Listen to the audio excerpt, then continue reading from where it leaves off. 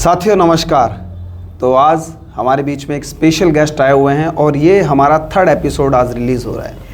तो एक very humble और वेरी नॉलेजेबल पर्सनैलिटी हमारे बीच में बैठे हुए हैं, तो मैं आपसे उनका परिचय कराता हूं। और हमारे बीच में आए हुए हैं गुजरात से मिस्टर जितेश गड़िया जी, जो प्रोफेशनल ट्रेनर हैं। तो वहाँ से स्पेशल गुजरात से चलकर आए। मैं बहुत बहुत स्वागत करता हूँ, वेलकम करता हूँ सर आपका। Thank you very much ji sir. तो जितेश सर आपके बीच में हैं और 17 साल से जितेश गड़िया सर प्रोफेशनल ट्रेनिंग के अंदर हैं और बहुत सारे कॉर्पोरेट को और बहुत सारी कंपनीज़ को अपने अनुभव से फ़ायदा पहुंचाते आ रहे हैं। तो आज का ये जो एपिसोड है आप सब लोगों के लिए वेरी स्पेशल होने जा रहा है, क्योंकि जितेश सर का जो एक्सपीरियंस है वो आप लोगों को इस पॉडकास्ट के अंदर, इस इंटरव्यू के अंदर आपको जानने को मिलेगा। तो आप लोग पूरी वीडियो को अच्छे से देखना, क्योंकि एक भी पॉइंट मिस नहीं होना चाहिए। जितेश सर हमारे बीच में मौजूद हैं। तो शुरुआत करते हैं जितेश सर से कि कैसा रहा सर अभी तक का सफ़र, और जितेश सर ट्रेनिंग फील्ड के अंदर कब आए, कैसे आए। 17 साल का एक लंबा एक्सपीरियंस है, तो काफ़ी बातें लंबी होने वाली है और मुझे पता है कि ये एक पॉडकास्ट में तो सर का जो अनुभव है वो नहीं आ सकता, सर को कई बार बुलाना पड़ेगा। तो सबसे पहले वेलकम करते हैं दोबारा से सर का। जी सर। तो जितेश सर हमारे बीच में मौजूद हैं, तो हम जितेश सर को बुलाते हैं और पूछते हैं कि सर पिछले 17 साल से आप इस फील्ड के अंदर हैं, तो कैसे आना हुआ सर इस फील्ड के अंदर, ट्रेनिंग फील्ड ही आपने क्यों चुनी सर? एक्चुअली इस संसार में आप चुन लो, ऐसा हो जाए, ऐसा रेयर ऑफ द रेयर होता है। होता तो वही हो जो नियति ने तय किया होता है। मेरी अगर जीवनी को देखूं या मेरी पास्ट लाइफ को देखूं तो बचपन से मैं पढ़ाई में बहुत शानदार रहा। गांव वाले लोग, टीचर्स सब ये मानते थे ये डॉक्टर इंजीनियर बनेगा। मैं भी बहुत पढ़ाई में कभी सेकंड नंबर नहीं लिया था, उस लेवल से पढ़ाई कर रहा था। 12वीं में मैं फेल हुआ, जो शॉकिंग था। तो वहाँ से लाइफ ने टर्न लिया, दोबारा एग्ज़ाम दी और वापस से बीए इंग्लिश सब्जेक्ट के साथ पढ़ाई की, एमए किया, फिर एजुकेशन लाइन में आया, फिर वहाँ से कंस्ट्रक्शन लाइन में गया, वहाँ से सेल्स में आया और आज से लगभग 17 साल हो गया मुझे बोलते हुए। जब मैंने पहली ट्रेनिंग की उससे पहले मुझे नहीं मालूम था कि मैं ट्रेनर बनने जा रहा हूँ, लेकिन आज अनुभव से कह सकता हूँ कि आप जिस चीज़ को बिलोंग करते हो नियति आपको वहाँ पहुँचा देती है, चाहे आपने तय किया हो या ना किया हो। बहुत बढ़िया सर, शानदार जवाब दिया आपने कि नियति ही आपको लेकर वहाँ पहुँचा देती है जिसके लिए आप बने हैं। फिर मैं यहाँ एक बात करेक्ट करना चाहूँगा, इस आंसर से कोई ये ना ले कि हाथ में हाथ रख के बैठ जाए नियति कर लेगी। करेक्ट। तो मैं वहाँ पे इतना एक ऐड करना चाहूँगा कि मेरे थॉट प्रोसेस से नियति का मतलब है सुबह से शाम तक 18 घंटा मन लगा के मेहनत की जाए, जो समझ में आए वहाँ मेहनत की जाए, उसके बाद नियति का रोल बनता है। तो सुबह सुबह नियति का रोल मत बनाए। करेक्ट। ये बड़ी काम की बात सर ने बोली है कि सर हाथ पर हाथ रखकर बैठने से नियति काम नहीं करती है। आपके किए गए कार्य से ही नियति आपको डिसाइड करती है कि आपको लेके जाना है कि नहीं, कितनी मेहनत कर रहे हो, कितने बजे उठ रहे हो, सारी चीज़ें डिपेंड करती हैं कि आप कहाँ तक पहुँचेंगे। बहुत बढ़िया सर। एक और क्वेश्चन सर जो स्पेशली मुझे लगता है कि आपसे पूछना चाहिए, आखिर ये जो ट्रेनिंग फील्ड है, ट्रेनिंग की ज़रूरत किस किस को होनी चाहिए? क्या जो एक स्पोर्ट्स पर्सन है उसको भी ट्रेनिंग की ज़रूरत है? क्या जो लोग नेटवर्क मार्केटिंग करते हैं उनको भी ट्रेनिंग की ज़रूरत है? या कुछ लोग जो अपना बिजनेस कंपनी चला रहे हैं उनको भी ज़रूरत है? मतलब अगर मैं बोलूँ सबको ट्रेनिंग की ज़रूरत पड़ती है या पढ़नी चाहिए, ये क्वेश्चन है सर एक, जो मैं काफ़ी दिनों से इसकी तलाश कर रहा था। तो आप सही व्यक्ति मुझे लगते हैं कि इसका जवाब दे पाएंगे। लगभग 2 साल पहले मैं एक फ़्लाइट में था, पहली रो में बैठा था। मेरे बगल में अहमदाबाद का एक बड़े बिल्डिंग लाइन का बड़ा बंदा था, आशीष शाह करके। मैं उसको जानता नहीं था, लेकिन प्लेन अभी लैंड ही था, उसने भरी नहीं थी। तो मेरा एक फ़ोन आ गया, तो मैं किसी से बात करता था, उस बातों बातों में वो आशीष जी ने पकड़ लिया कि ये बंदा कोई ट्रेनिंग से जुड़ा हुआ है। तो मेरा फ़ोन ख़त्म होने के बाद उसने बोला, सर आप ट्रेनर हो? मैंने बोला हाँ। फिर उसने मुझे सवाल किया कि ट्रेनिंग की वाकई ज़रूरत है क्या? मुझे तो नहीं लगता ये ज़माना कोई बदल रहा है। मैंने उनको क्रॉस सवाल किया कि सर आपका जवाब तो मैं दूं, उससे पहले मैं एक और बात कहना चाहता हूं कि इतनी सारी कथाएं, इतनी सारे प्रवचन्स, इतनी सारी ट्रेनिंग्स दुनिया भर में हो रही है, फिर भी आपको लग रहा है कि कुछ भी चेंज नहीं हो रहा है, तो अगर ये नहीं होती तो ज़माना कहाँ होता? मैं उसका जवाब चाहता हूँ। आशीष जी ने बोला, मुझे समझ में आ गया सर, इसकी बहुत बड़ी ज़रूरत है। तो ट्रेनिंग, टीचिंग हर एक को ज़रूरत है। दो चीज़ की ट्रेनिंग होती है, एक होती है माइंड बनाना, दूसरी उसके लिए ज़रूरी स्किल एक्वायर करना। जो किसी भी प्रोफेशन पे आप माइंड नहीं बनाएंगे तब तक उस लेवल की ऊर्जा बॉडी निकालेगी नहीं, और एक बार माइंड बनाने के बाद उस प्रोजेक्ट पे स्मूथली वर्क करने के लिए, स्पीडली वर्क करने के लिए आपको कई सारी स्किल लगती है। तो हर एक इंसान को ट्रेनिंग की ज़रूरत है, और आज शायद ज़माना उसको बेहतर समझ भी रहा है। Correct sir. लाइक एक क्रिकेटर है, उसको भी ट्रेनिंग की ज़रूरत पड़ती है। हर एक को ज़रूरत है, हर एक को ज़रूरत है। और आज शायद दुनिया उसके बारे में काफ़ी अवेयर हो चुकी है। छोटे से बच्चे से लेके हर एक इंसान ट्रेनिंग लेते हैं। मेरे कई सारे दुनिया के 13 कंट्री में मैं अभी तक बोल चुका हूँ। भारत में केरला और तमिलनाडु छोड़ के लगभग हर भूमि भाग में मैंने फिज़िकल ट्रेनिंग की है। तो मेरा अनुभव यह है कि वहाँ 80 साल के भी लोग आए हैं और यंग बच्चे बच्चियाँ भी वहाँ पे आए हैं। तो लोग अवेयर है और समझ रहे हैं कि इवन छुट्टियों का भी वो यूज़ कर लेते हैं। बच्चों को वैकेशन है तो 2 महीना कोई ना कोई डिफरेंट स्किल के साथ आज के ज़माने में, आज के समय के हिसाब से वो ताल मिला रहे हैं। जी सर, जी सर। तो बिल्कुल सर ने शानदार जवाब दिया है कि ट्रेनिंग की ज़रूरत है। और मुझे भी याद आ रहा है कि मेरी लाइफ में भी एक ट्रेनिंग आई थी जिससे मेरी भी ज़िंदगी बदली। 2008 में मेरी ज़िंदगी में मैंने पहली ट्रेनिंग ली थी सर। तब मैं जॉब किया करता था, और जिस कंपनी के अंदर मैं जॉब करता था वो पहले आज वो वोडाफोन के नाम से जानती है, पहले वो हच हुआ करती थी। उस कंपनी के अंदर मैं जॉब किया करता था। उस कंपनी ने मुझे सर ट्रेनिंग पर भेजा था। उस ट्रेनिंग ने मेरी लाइफ को बदला सर। तो ट्रेनिंग ही लाइफ बदलती है, नहीं तो मैं पूरी ज़िंदगी नौकरी करता रह जाता अगर वो ट्रेनिंग मुझे नहीं मिलती। उस ट्रेनिंग ने मुझे बताया कि good loan, good investment, bad loan, bad investment ये क्या होती है। वहाँ से मेरी लाइफ में मिरेकल चेंज आया सर। Correct sir. आपने माइंडसेट की बात की सर अभी, तो एक क्वेश्चन बिल्कुल माइंडसेट के ऊपर ही बनता है सर। हमारी लाइफ में माइंडसेट और बिलीव का क्या रोल होता है सर? एक मनुष्य उसी हिसाब से काम करता है जैसे उसकी बिलीफ बनी है, एक माइंडसेट बना है। हर चीज़ के बारे में आपका काम करने का तरीका अलग है, मेरा तरीका अलग है। उसका कारण है हम दोनों का माइंडसेट अलग है, हम दोनों की बिलीफ सिस्टम अलग है। अब सवाल आता है, बिलीफ सिस्टम है क्या, या बिलीफ सिस्टम ज़रूरी है क्या? एक्चुअली ये इस धरती पे कोई भी इंसान पैदा हुआ एक बिलीफ सिस्टम से ही आया है, एक बिलीफ सिस्टम से ही आया है। वो कहाँ से आई थी? अनंत जन्मों के कर्मों के कारण वो एक कैरी करके करता हुआ आया है। आप देखते होंगे 1 साल के 2 बच्चे, 1 साल की उम्र के 2 बच्चे, दोनों के बिहेवियर टोटल डिफरेंट है। अब 1 साल में उसने इस जमाने से क्या सीखा? कुछ भी नहीं सीखा। फिर भी उसके बिलीफ, उसका हर हरकत डिफरेंट है। उसका कारण उसकी कई सारी बिलीफ ऑलरेडी बन के आई है। तो पहला होता है बिलीफ ऑलरेडी बन के आती है। दूसरा होता है आप जैसे सराउंडिंग में रहते हो वैसे आपकी नई बिलीफ वैल्यू एडिड होती है। और जब तक आपकी बिलीफ कोई नया तरीके से आप उसको रीबिल्ड नहीं करते तब तक आप नई हरकत नहीं कर पाते हो।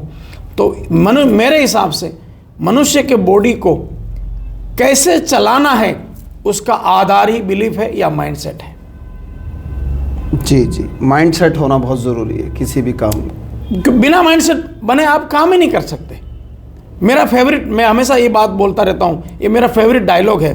मैं हमेशा बोलता हूँ कि आपको मैं बोलूँ कि आज यहाँ से पॉडकास्ट ख़त्म होने के बाद आप रास्ते में जो भी अच्छी बिल्डिंग मिले उसके ऊपर बम फेंक देना, आप नहीं फेंकोगे।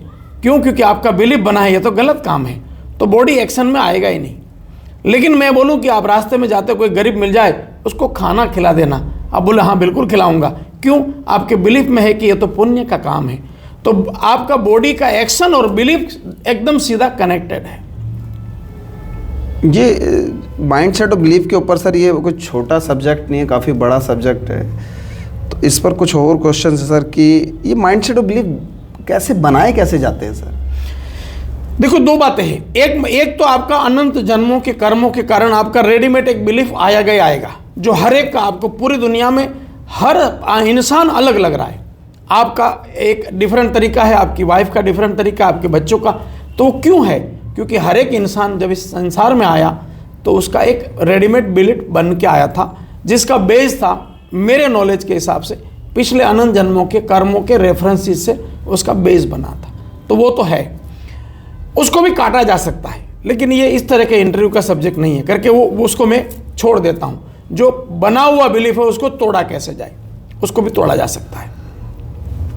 दूसरा आता है आप कैसे सराउंडिंग में रहते हो, उस हिसाब से बिलीफ बनता है।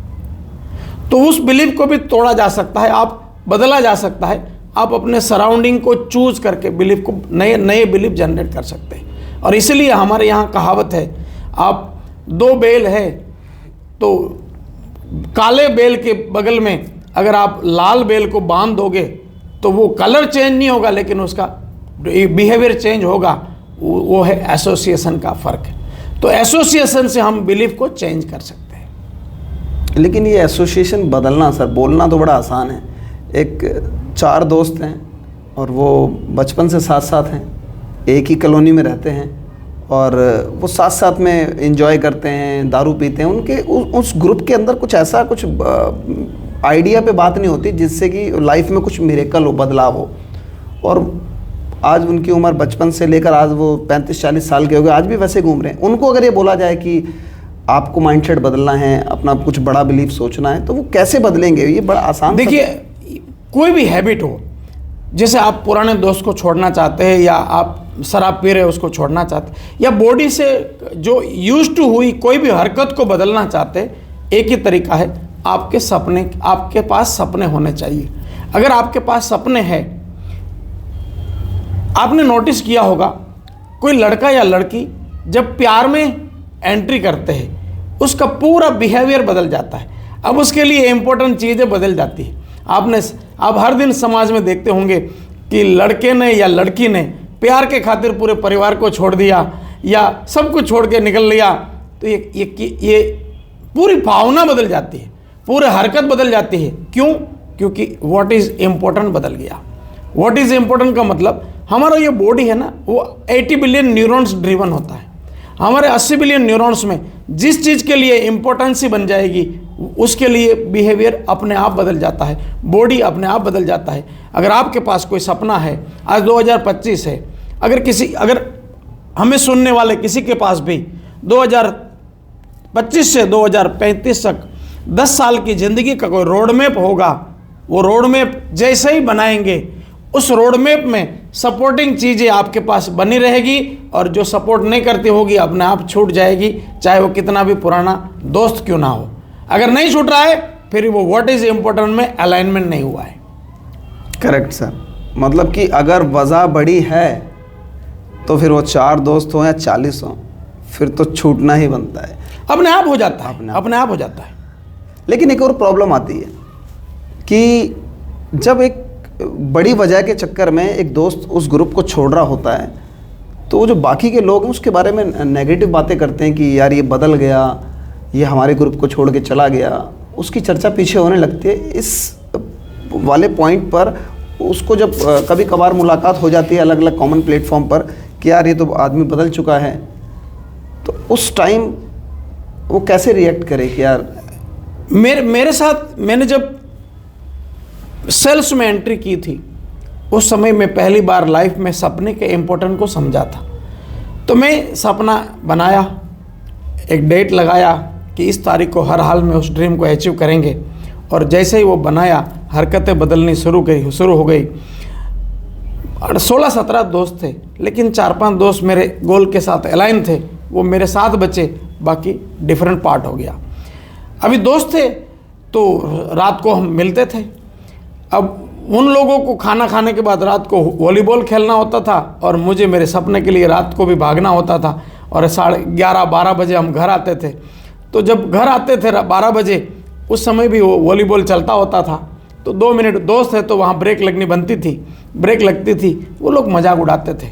वो बोलते थे कि वैगनआर आ गया, टायर ले ले टायर, उस तरह से वो मजाक करते थे। मैं कभी भी रिएक्ट नहीं करता था। आप इसके लिए जरूरी कोई सीखने की जरूरत नहीं। जब आपका ड्रीम के प्रति जितना ज़्यादा अलाइनमेंट, उस समय क्या करना चाहिए वो अपने आप आता जाता है। तो दोस्त है, वो दोस्त का वो उनका काम करेंगे, उनका काम वो करेंगे, आपका काम आप अपने आप कर पाएंगे अगर आपके साथ आपका ड्रीम के साथ अलाइनमेंट है। अब अलाइनमेंट का क्या मतलब है? अलाइनमेंट का मतलब है मुझे ये चाहिए। अब ये चाहिए में भावना कितनी जुड़ी है, इमोशन कितने जुड़े हैं, वो अलाइनमेंट बनाता है। जैसे कोई लड़की या लड़का प्यार में है तो वहाँ पे उसको चाहिए, फिर वहाँ इमोशन जितने गहरे उतनी हरकतें अपने आप बदल जाती है। शानदार जवाब दिया सर आपने, काफ़ी समझ में आया होगा वैसे आपको सर का जो बताने का तरीका है, एक्सप्लेन करने का तरीका है। सर ड्रीम के ऊपर एक क्वेश्चन बनता है, क्योंकि जब बातें ड्रीम की आ रही है, अलाइनमेंट की आ रही है, तो ड्रीम के बारे में ये सुना गया है, मैं भी काफ़ी सारी ट्रेनिंग्स देता हूँ, लेता भी हूँ, पढ़ता भी हूँ, कि ड्रीम पूरा करने के लिए आपको ड्रीम को लिखना पड़ेगा। तो ये लिखना क्यों पड़ेगा? ड्रीम मेरे को पता है कि मुझे गाड़ी लेनी है, बंगला लेना है, पैसे कमाने हैं, लेकिन कुछ लोग बोलते हैं कि ड्रीम को लिखना बहुत ज़रूरी है।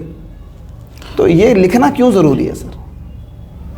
सबसे दुर्भाग्य वाली चीज़ जो मैंने पूरी एंटायर लाइफ में महसूस की, हमारी पूरी सिस्टम में कहीं पे भी बंदे की एनर्जी को कोई एक जगह पे स्ट्रेंथन करने का सिस्टम ही नहीं सिखाया जाता है। हमें सिखाया जाता है कि तुम डॉक्टर बन जाओ, इंजीनियर बन जाओ, ये बन जाओ, वो बन जाओ, वो सारी बातें होती है, लेकिन क्या करने से लाइफ पूरी अलाइन हो जाएगी, एनर्जी पूरी एक जगह फोकस हो जाएगी, वो कोई सिखा ही नहीं रहा है।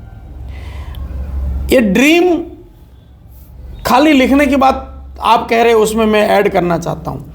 एक्चुअली ड्रीम खाली लिखने का मैटर नहीं है। आपने किसी का भी पूरा जिंदगी का ट्रांसफॉर्मेशन करना है तो उसके 10 साल 20 साल की लाइफ का चार्ट बनाइए। जैसे मैं आज आफ्टर कोरोना महिलाओं में एक बड़ी समस्या है कि उनके बच्चे मोबाइल नहीं छोड़ रहे, ज़्यादा कंप्लेन है। अब उसको कितना भी एडवाइस करो, मोबाइल थोड़ी छूटेगा। ये बॉडी 80 बिलियन न्यूरॉन्स ड्रिवन होता है, ये कभी किसी की एडवाइस नहीं लेता है, वो पिक्चरों के हिसाब से चलता है।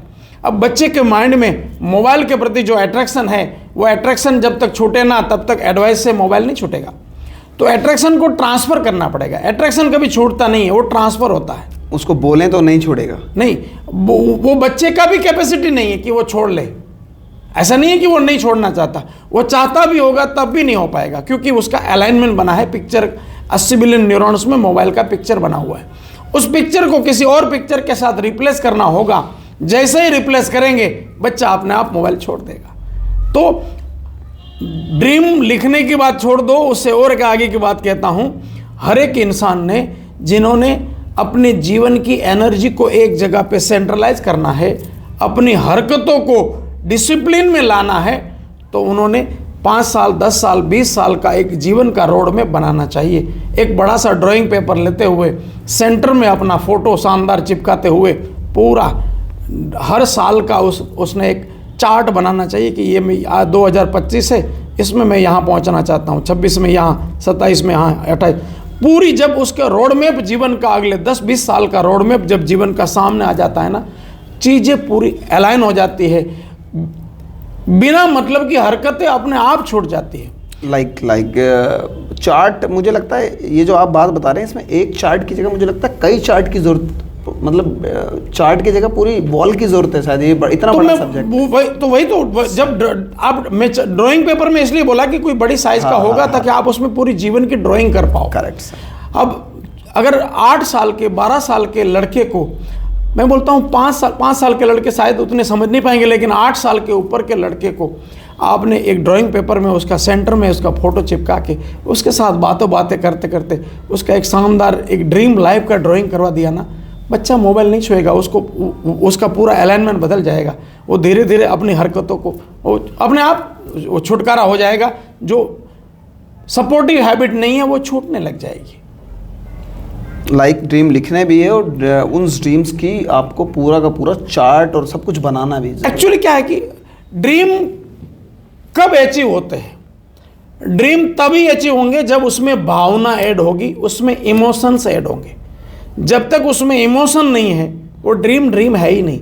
वो फिर ड्रीम या गोल या आप ट्रेनर या कोई भी डिफरेंट लोग इस कितना भी वर्ड दे दो कि ड्रीम को ऐसा करो, फिर गोल ने ऐसा करो, ये वो न गोल, कितना भी गोल गोल करते रहो। सीधी बात यह है कि आपको चाहिए क्या, ये अब उसके प्रति भावना कितनी स्ट्रांग है हो जाएगा, नहीं है नहीं होगा। क्यों चाहिए भावना कि भाई ये आया तो मेरी लाइफ में क्या क्या बदलाव होगा। जैसे वो लड़की के या लड़के के साथ प्यार हुआ और जैसे ही हुआ भावना पूरी बदल जाती है, आपकी प्यास बदल जाती है, आपकी भूख बदल जाती है, आपको समय का ज्ञान नहीं रहता, आप फिजूल की बातों में 4-4 घंटे बैठे रहते हो। क्यों?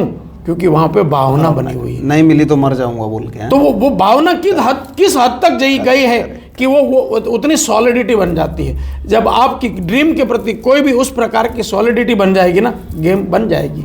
और ये गेम बनाने के लिए, ये भावना बनाने के लिए आपको चार्ट बना के दिन में कई बार देखेंगे तब तो ये भावना बनेगी।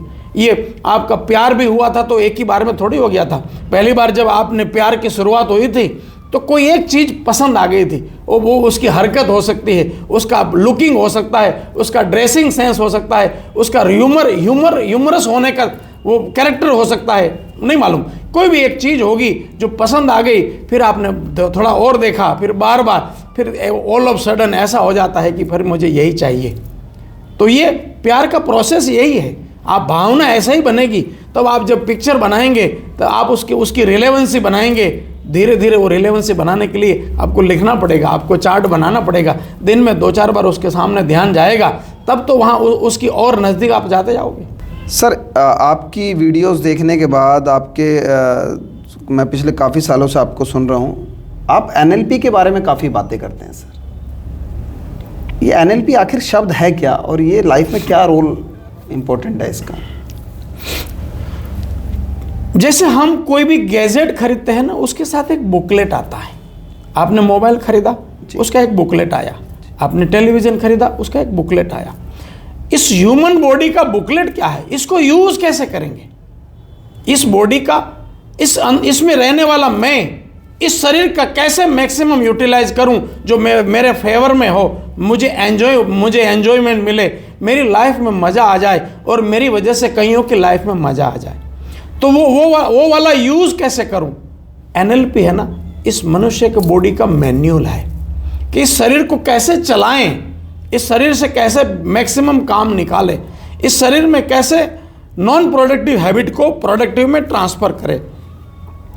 तो NLP जो है वो एक प्रकार का साइंस है जो मनुष्य के 80 बिलियन न्यूरॉन्स की काम करने की सिस्टम का एक ढांचा है, उसी का नाम है NLP।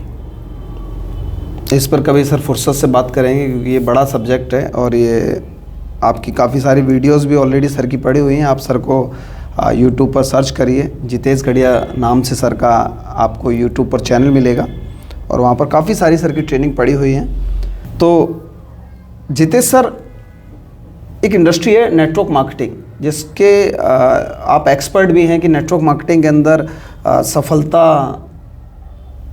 कैसे ली जाती है। इसमें काफ़ी सारी ट्रेनिंग्स आप देते हैं, काफ़ी सारी कंपनीज़ को देते हैं, काफ़ी सारे लोगों को आप डायरेक्टली भी ट्रेन करते हैं। तो नेटवर्क मार्केटिंग के ऊपर एक क्वेश्चन ये है कि ये जो इंडस्ट्री है इंडिया के अंदर लगभग 30 साल से चल रही है और आज भी इसका जो रेशो है, सक्सेस रेशो, वो काफ़ी कम है। तो सिर्फ नेटवर्क मार्केटिंग के अंदर सक्सेस रेशो कम है या बाकी इंडस्ट्री में भी सक्सेस रेशो ऐसे ही चलता है? और इस इंडस्ट्री के अंदर पहला क्वेश्चन है सर, सक्सेस रेशो कम क्यों है? और दूसरा क्वेश्चन ये है कि इस इंडस्ट्री के अंदर आने के बाद लोग फेल क्यों हो जाते हैं, क्या कारण है? देखो, पहला तो मेरा ये यकीन नहीं है कि इस लाइन में सक्सेस रेशियो कम है, ये मेरा यकीन नहीं है। इसलिए नहीं है कि आप मोटा मोटी देखेंगे ना, इस संसार में कोई भी लाइन में 5 to 10% लोग ही ऐसे मिलेंगे जो जिंगालाला लाइफ जी रहे हैं। 90% लोग तो किसी भी इंडस्ट्री में ले लो, एवरेज लाइफ ही जीते हैं। किसी भी इंडस्ट्री में किराने का दुकान है तो 90% एवरेज होता है, 10% बड़े बड़े पैमाने पे काम करते हैं। बिल्डिंग लाइन में काम करने वाले 90% एवरेज होते हैं, 10% बड़े लेवल पे काम करते हैं। या दुनिया की कोई भी बिजनेस में ले लो, यही रेशियो होता है। यहाँ पे भी यही रेशियो है, मोटा मोटी ज़्यादा कोई अंतर नहीं होगा, छोटा मोटा अंतर हो सकता है। तो अब ये सवाल है, ये अंतर है क्यों? करेक्ट। तो अंतर इसलिए है कि हर एक बंदा उस ड्रीम के लिए होने वाली हर प्रोसेस से गुजरने के लिए तैयार ही नहीं है। करेक्ट। ये प्रोसेस है।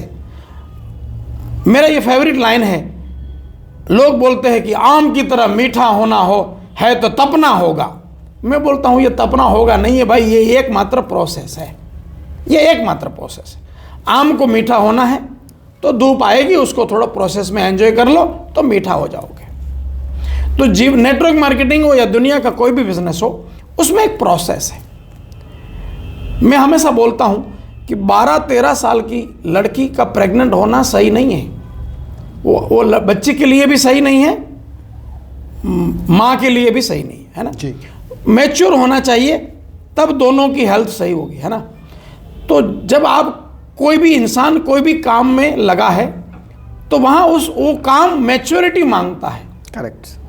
तो आप जितनी मैच्योरिटी दिखाओगे उतना आपको प्रोसेस इजी लगेगा, जितनी मैच्योरिटी आपकी कम होगी उतनी वो प्रोसेस आपको हार्ड लगेगी। और हार्ड प्रोसेस को लोग छोड़ देते हैं, तो छोड़ दे तो सक्सेस कहाँ से मिलेगा? फिर वो नेटवर्क मार्केटिंग हो या दुनिया का कोई भी काम हो। दूसरा, बाकी जो भी बिजनेस है वो अनऑर्गेनाइज होते हैं, तो उसका आप एग्जिट फिगर आउट नहीं करते हो। करेक्ट। वैसे नहीं तो कई दुकानें बंद होती है लेकिन उसका कोई फिगर आउट नहीं होता है, तो उसके ऊपर उंगली नहीं उठती है। नेटवर्क मार्केटिंग बिजनेस ऐसा है कि वो फिगर आउट होता है कि इतने लोग जुड़े थे, इतने छोड़ गए, तो इसलिए वहाँ आपको दिखता है कि यहाँ पे लोग ज़्यादा फेल हो रहे हैं। करेक्ट। दूसरा, बाकी के बिजनेस में कुछ इन्वेस्टमेंट होता है, तो वो सालों से चलने वाला प्रोसेस है, तो उनकी मानसिकता भी ये होती है कि भाई बिजनेस ऐसे ही होता है, इन्वेस्टमेंट करो, अपने से ही घर चलाना पड़ेगा, यहाँ पैसा नहीं भी मिलेगा, फिर भी वेट करो, धीरे धीरे चलेगा। तो उस प्रोसेस में यहाँ लोग लॉन्गेविटी ज़्यादा है, पैसा कम लगता है तो लोग इसको जल्दी से छोड़ देते हैं। और यहाँ ये एक नया सिस्टम है जी, जो सदियों से चल नहीं रहा है सर। तो नया है करके लोगों को उतना समझ भी नहीं है कि भाई जैसे बाकी के धंधे में टिकना होता है, यहाँ पे भी टिकना होता है, तो लोग टिकते नहीं हैं। दूसरा, बाकी के धंधे में टिकने के लिए उसके पास मजबूरी होती है कि भाई नहीं टिका तो इतना ऑलरेडी रुपया डाल चुका हूँ, उसका क्या होगा। करेक्ट। यहाँ नहीं टिका तो क्या होगा वाला सवाल नहीं है करके ऐसा होता है। अदरवाइज मैं ये नहीं मानता हूँ कि नेटवर्क मार्केटिंग में सक्सेस रेशियो कम है। मैंने इसके ऊपर एक वीडियो बनाया है, हार मतलब एक बार और, हार मतलब एक बार और। तो इस संसार में जो भी हार है ना सर, वो उतना ही कहती है कि इसको एक बार और प्रयास करने की जरूरत थी, बस उतना ही। लाइक ऊपर वाले की छलनी है और ये हार आपको छलनी की तरह छान कर निकालने के लिए आती है, और जो हल्के लोग होते हैं वो छलनी में छन जाते हैं, और जो मजबूत लोग होते हैं वो ऊपर आ जाते हैं। सर आज के ज़माने में लोग ब्रांडिंग के ऊपर ज़्यादा बात करते हैं सर, ब्रांडिंग के ऊपर। तो ब्रांड बनाने का रूल क्या है? तो ब्रांड बनाने का बहुत सिंपल रूल है। किसी भी चीज़ को ब्रांड बनाना है तो बहुत सिंपल रूल है। आप 4-5 चीज़ों को पकड़ो, उसको पकड़ के शुरू करो, फिर कभी बंद ना करो, ब्रांड बन जाएगी। उतना सिंपल रूल है। करेक्ट। तो यहाँ पे भी अगर आपने प्रयास बंद नहीं किया होता तो कुछ ना कुछ हो जाता था। तो ये उन लोगों के लिए जवाब है जो डायरेक्ट सेलिंग में जल्दी गिव अप कर देते हैं। प्रयास बंद नहीं करना होता है, ये देखना होता है कि हम अब तक सफल क्यों नहीं हुए, और अपनी हर हार से कुछ सीखो और फिर आगे बढ़ो। सर का इस पे वीडियो भी है, आप जाके चेक कर लेना। सर आखिरी क्वेश्चन लेते हैं, और ये क्वेश्चन है सर, डायरेक्ट सेलिंग को इंडिया में लगभग अभी बताया मैंने कि 30 साल लगभग हो चुके हैं। तो 30 साल होने के बाद लोग इसको क्या माने कि ये अब ख़त्म होने की कगार पर है या डायरेक्ट सेलिंग का फ्यूचर अल्टीमेट होने वाला है? मतलब कि अब जो टाइम है डायरेक्ट सेलिंग में एंट्री करने का सही टाइम है या नहीं?